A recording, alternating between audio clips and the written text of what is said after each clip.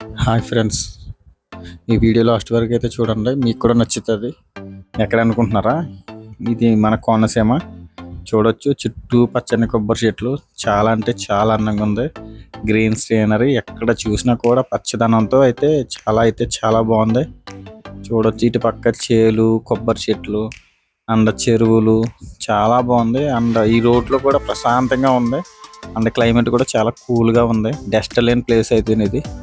మన కోనసీమలో కూడా ఇటువంటి అందమైన ప్లేస్లు అయితే చాలా అంటే చాలానే ఉన్నాయి.